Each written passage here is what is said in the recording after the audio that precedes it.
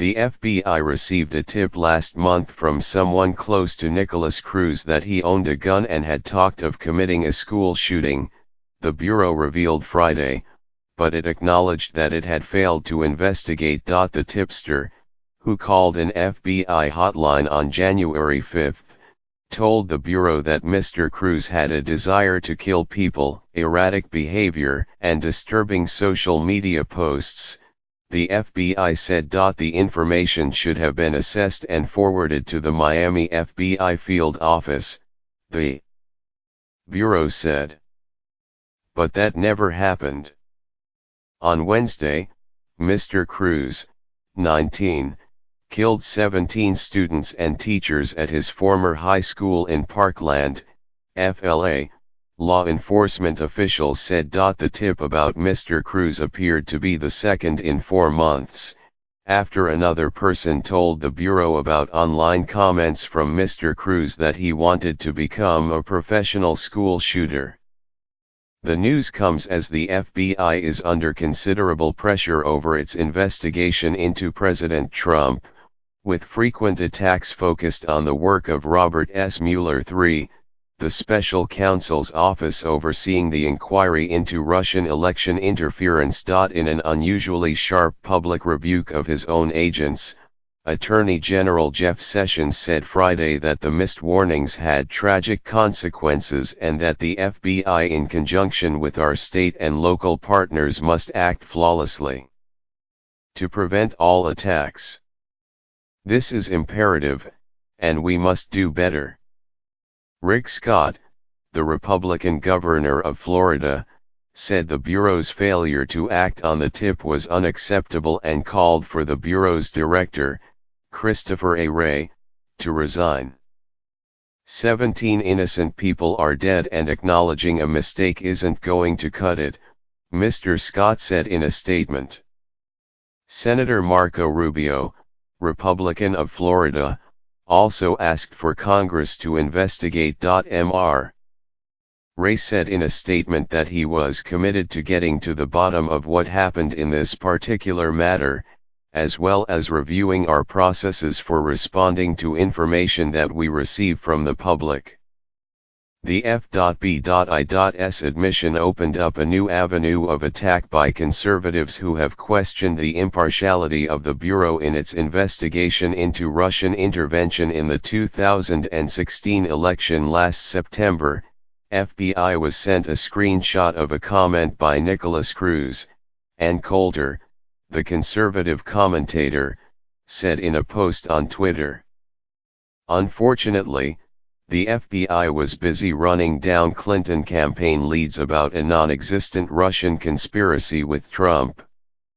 It is not the first time that the FBI has come under fire for being aware of a threat and failing to stop an attack. Congress criticized the Bureau for not preventing the 2009 mass shooting at Fort Hood in Texas, in which the gunman was known to the FBI. The Bureau also knew of one of the two brothers who carried out the Boston Marathon bombing in 2013. And Omar Mateen, who killed 49 people in an Orlando, FLA, nightclub in 2016, had been investigated by the FBI for months before the attack. That case was closed before the shooting occurred. After those incidents, FBI investigators compared themselves to hockey goalies, fielding a relentless barrage of pucks. Sometimes, they said, they could not keep things from making the net. The public expects the FBI to keep them safe, and in the overwhelming majority of the instances, the FBI does just that, said Lauren C. Anderson, a former top FBI official in New York. The FBI was not the only law enforcement agency to be warned about Mr. Cruz.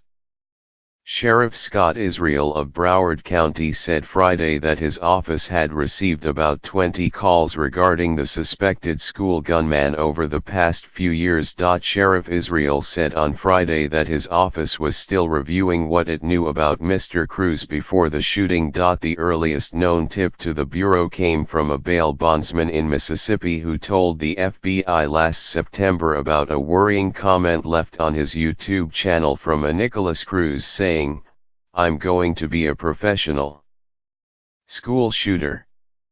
Agents from the FBI field office in Jackson, Miss, looked into the comment but could not identify who had posted it from database and open source searches, the FBI said.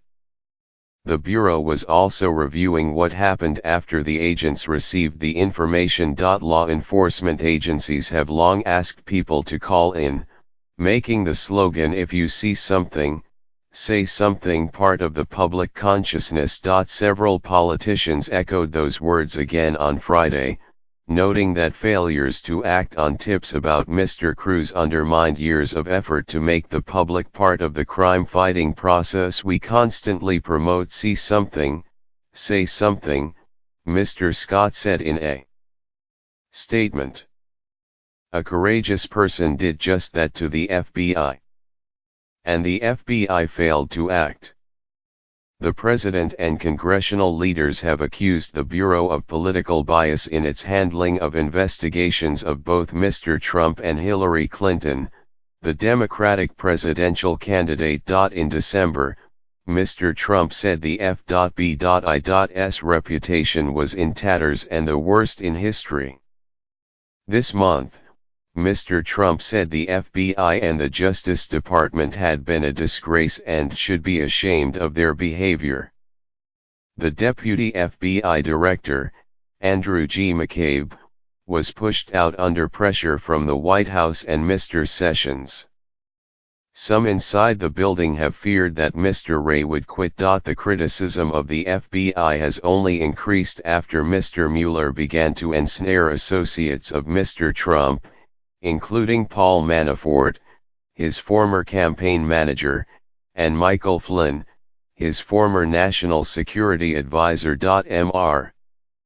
Mueller released another indictment Friday accusing Russian nationals and companies of committing federal crimes while seeking to interfere in the United States political system. While Ms. Anderson, the former FBI official, described the response to the tip on Mr. Cruz as a tragic failure, she also said that the past 18 months had been extremely difficult for the F.B.I. At the end of day, Sheriff Israel said, "Make no mistake about it, America, the only one to blame for this killing is the killer himself."